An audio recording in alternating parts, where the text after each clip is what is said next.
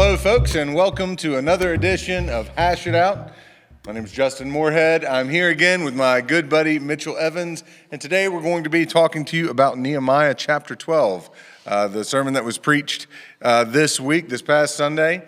But I had the privilege of preaching that sermon, so I'm going to actually go ahead and kick the ball over to Dr. Evans and let him ask me some questions. Yes.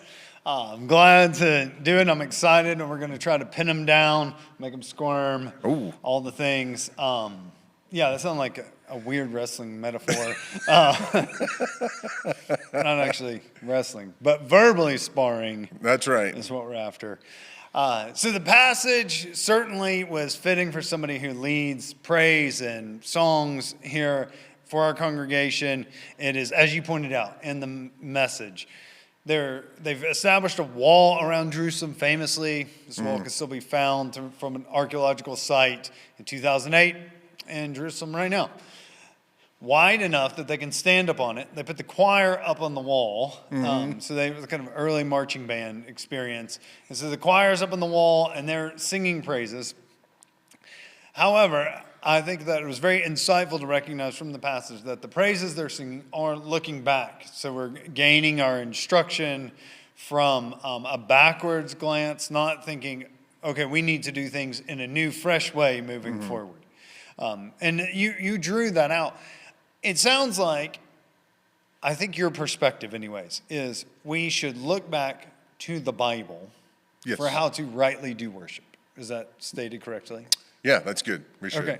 Do you also think there's other ways in which we should look back? We should look back at past generations. We should look back at something else, or is it exclusively look back at the Bible? Well, I think it would depend on what you're looking to be instructed in or guided in.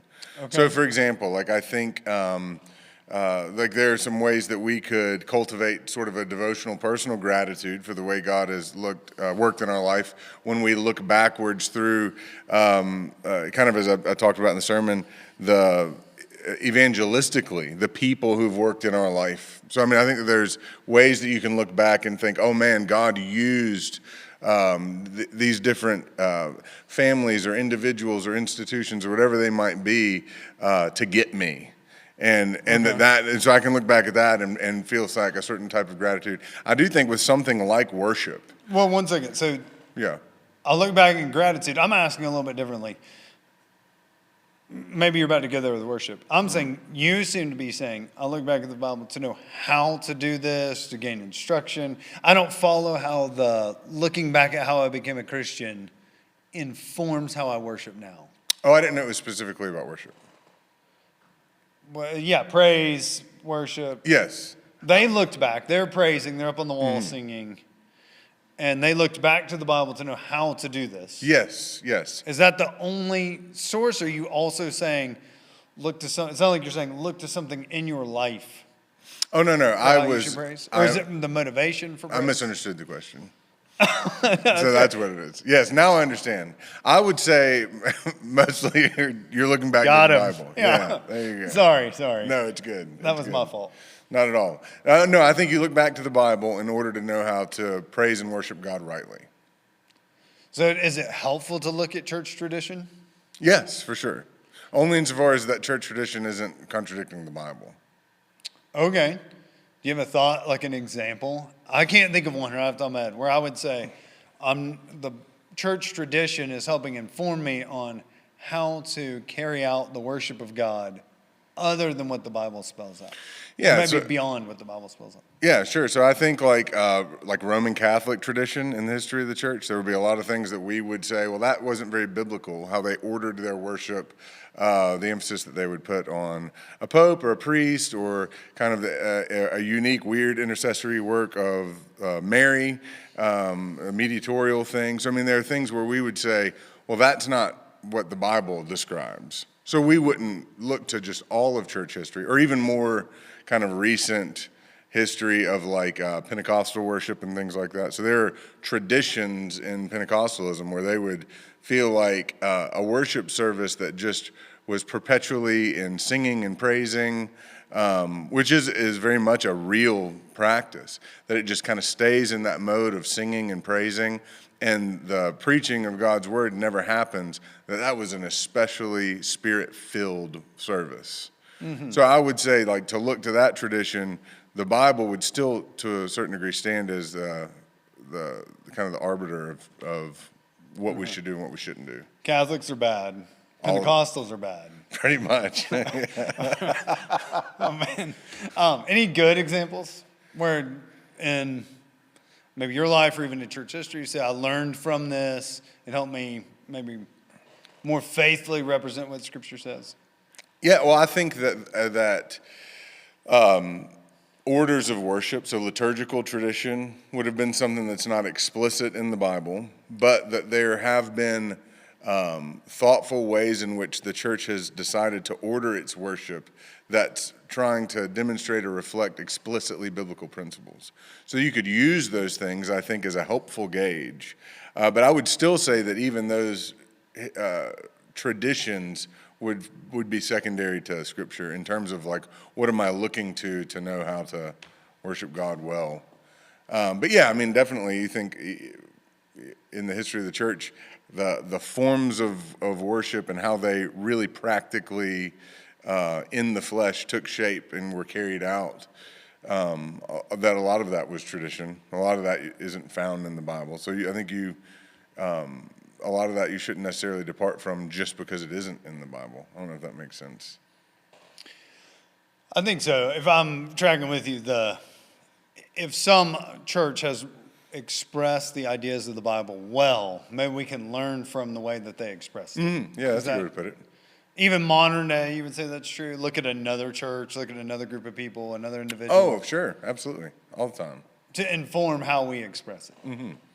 Okay. So, yeah, somebody understands it better, got it in a different way. Yeah, just has a really kind of good, profound way of doing something.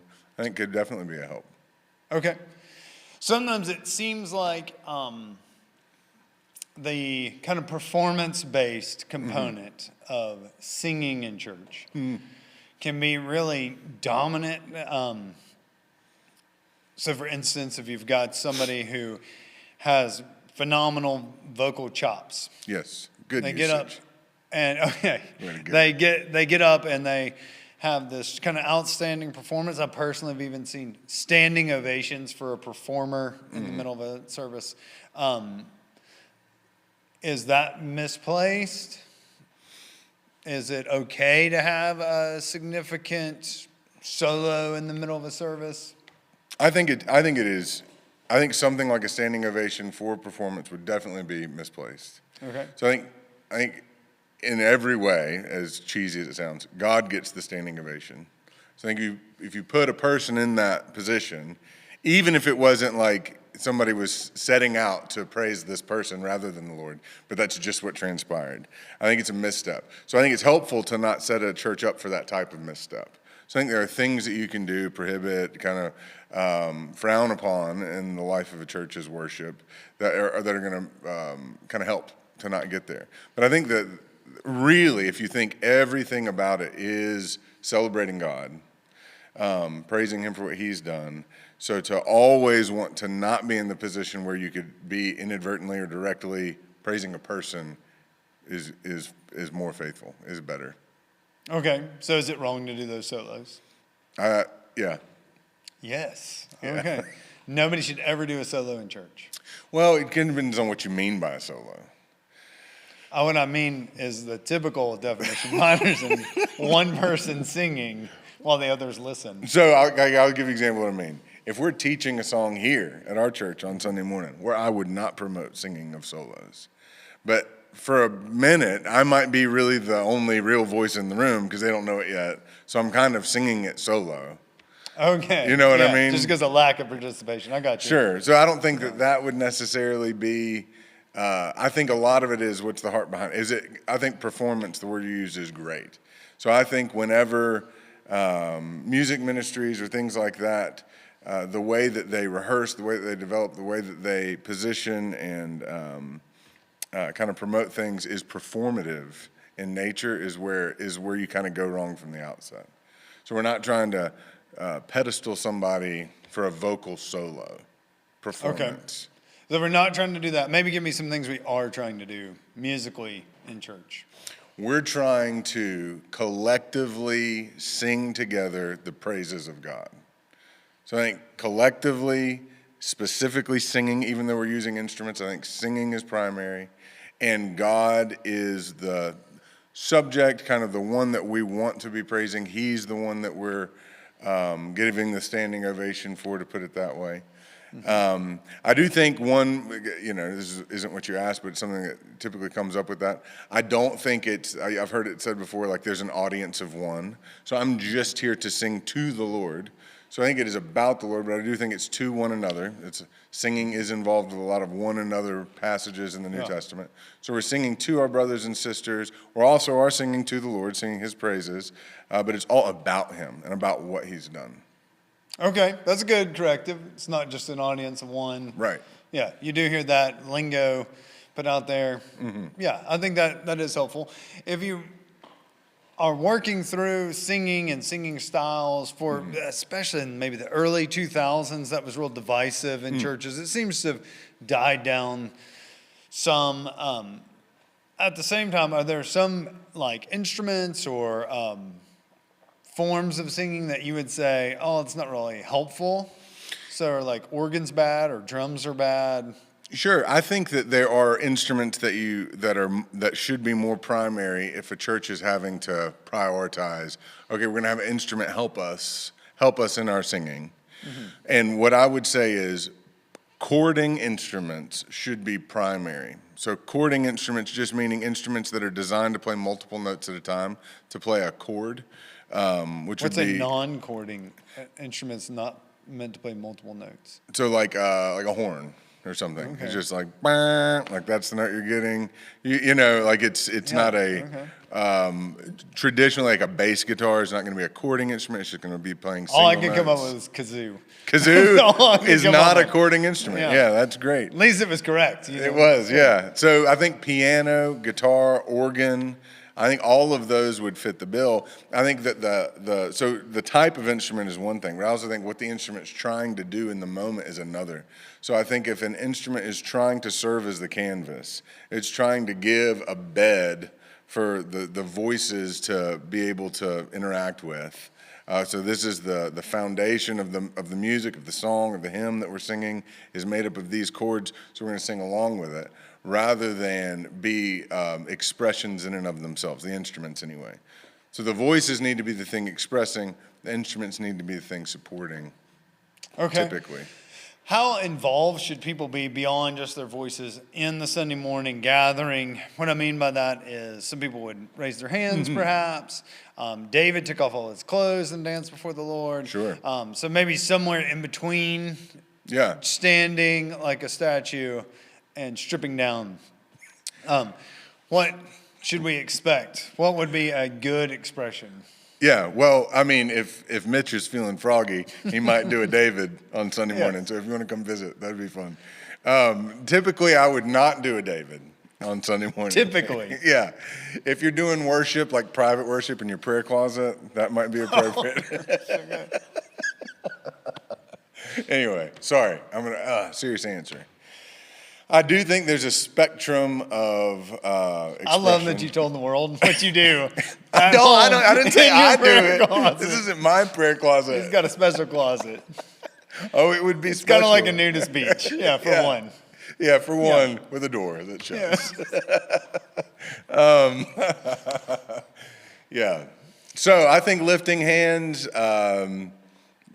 like typical expressions of praise, all of that are biblical. I think it's good. I think the lifting of hands is a good thing. I do think, though, that it can be, a lot of it is going to have to do with your own kind of conscience and sensibilities. I think some people, I don't think that one is a more genuine worship than the other.